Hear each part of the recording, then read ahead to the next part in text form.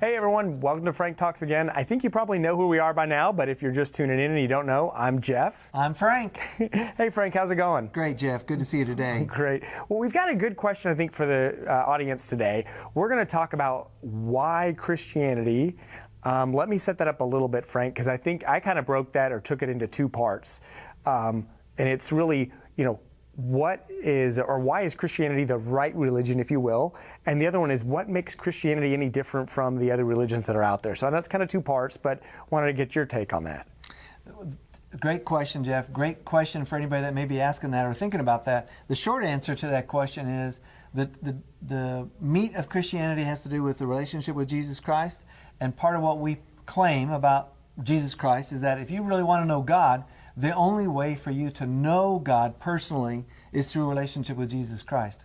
I know everybody that's watching, you and I have experienced it before too. You hear somebody bad-mouthing somebody, talking bad about somebody, and wow, you kind of get this image in your head of, oh, this is a bad person. And then you meet them, and you talk to them, and you find out, this person isn't really all that bad, right? And that's what I want people to think about, would like people to think about as far as Christianity goes, because until you've met Jesus, you really don't understand what Christianity is all about. And the thing about Jesus is that Jesus is the only person that's ever represented any kind of religion that died and then rose again. You look at all the main religions of the world, like Islam and Buddhism and you name it, they all have prominent figures that lived, but they all died, and that's where they stayed. You think about Muhammad, right? Muhammad died in 675 or something like that. His grave is in Medina. In the city of Medina is where his grave is. You can go there, but nobody knows where Jesus' grave was because he rose from the dead. And if somebody rises up out of the grave, I don't care where their grave was, they're alive. I want to know who they are and why they're alive. It's such a huge difference between those two. Yeah, no, that's great. Yeah, Jesus is the central figure of Christianity. That's what differentiates it. And then also something, kind of part of that question of what makes it different. I'm thinking too, if you look at other major religions, it's all about, you referenced Islam. I think it was a great reference because Islam and Christianity and Judaism have places where they intersect, Yep. right? And when you look at Islam in particular, they've got their 5 pillars. It's stuff you've got to live by. There's something that you or I, according to Islam, could do to be saved. And in Christianity, there's nothing we can do, right? Right, exactly. You said it perfectly, Jeff. There's nothing we can do in Christianity to make ourselves right with God. We have to ask Jesus into our lives. That's what makes us right with God. An illustration that I heard a long time ago that I'm sure maybe some are familiar with is the difference between do and done. All those other religions that you talk about, you have to do this, you have to do this, you have to do this in order to be made right with God. And in Christianity, what needs to be done has already been done for you. You don't have to do anything.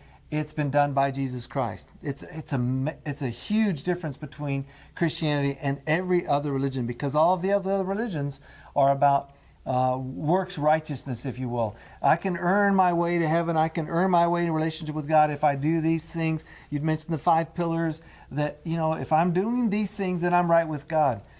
When Jesus came, he said, no, I'm going to die on the cross. I died on the cross for you in order to make you right with God. It's been done. You don't have to do anything. Well, the only thing you have to do is you have to open your heart, invite Jesus to be the leader of your life, and then you begin to realize it's been done. My relationship with God has been restored by this love of Jesus Christ.